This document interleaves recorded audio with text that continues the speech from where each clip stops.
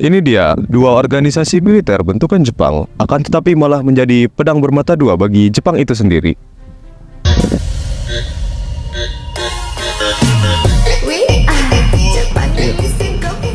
Heiho dalam bahasa Jepang artinya adalah tentara pembantu, adalah tentara yang isinya bangsa Indonesia yang dibentuk oleh tentara pendudukan Jepang pada masa Perang Dunia Kedua. Akan tetapi berbeda dengan tentara peta yang selalu mendapatkan promosi kenaikan jabatan atau pangkat ke yang lebih tinggi.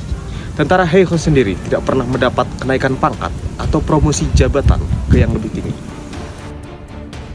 Pasukan ini dibentuk pada tanggal 2 September 1942 dan mulai merekrut anggota pada 22 April 1943. Syarat menjadi anggota Heiho yaitu memiliki usia 18-25 tahun, tinggi badan minimal 110 cm, dan berat badan 45 kg, sehat jasmani dan rohani, berperilaku baik, dan berpendidikan minimal tamatan sekolah dasar.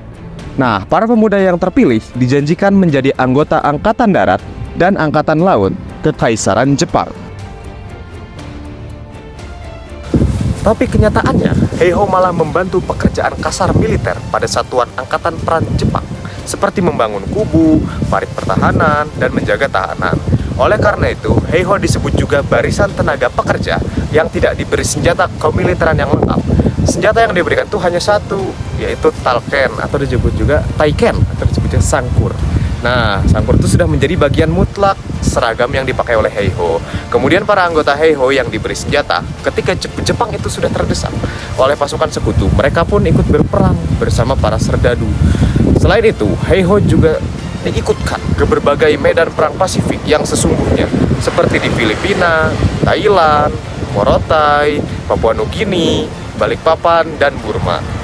Nah, lantaran masih kurangnya pelatihan, mereka lebih sering dijadikan tameng atau martir bom bunuh diri ketika Jepang menyerang. Nah, setelah mendapatkan pelatihan beberapa bulan, pasukan Heiho dianggap memiliki kemampuan militer yang lebih baik ketimbang pasukan peta. Nah, atas dasar itu, pasukan Heiho banyak ditugaskan di unit-unit penangkis serangan udara, artileri, lapangan, tank, mortir, dan transportasi.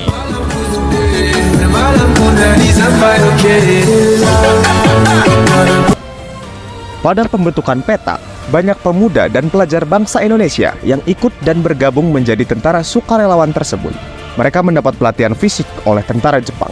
Mereka bersemangat karena memiliki tujuan untuk mempersiapkan kemerdekaan bangsa Indonesia.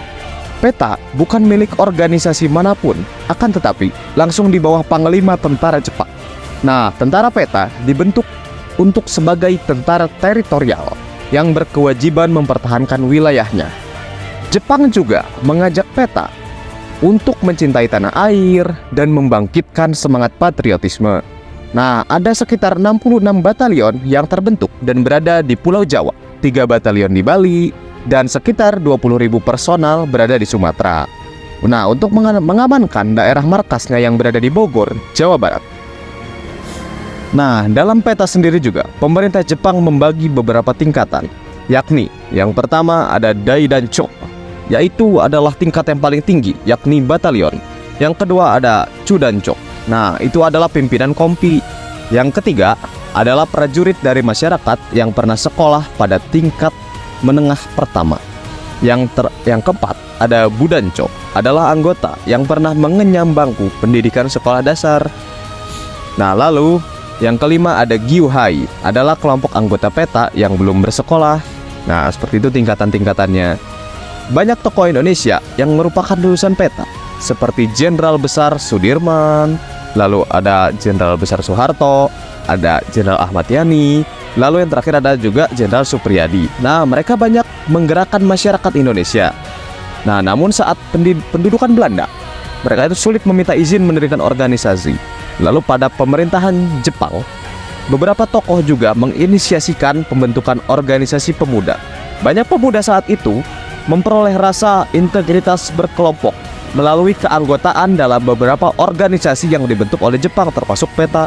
Lalu pada Maret 1944, pemerintah Jepang merasa jika peta melayani kepentingan Indonesia daripada Jepang. Nah, jadi mereka lebih ke Indonesia gitu daripada ke Jepangnya. Nah, bahkan terjadi pemberontakan di Blitar. pada 14 Februari 1945 yang dipimpin oleh Jenderal Supriyadi. Setelah Indonesia memproklamasikan kemerdekaannya, tentara Kekaisaran Jepang memerintahkan membubarkan PETA. Pembubaran PETA terjadi setelah Panglima Tentara ke-16 di Jawa, Jenderal Nagano Yuichito, mengucapkan perpisahan pada anggota Kesatuan Jepang.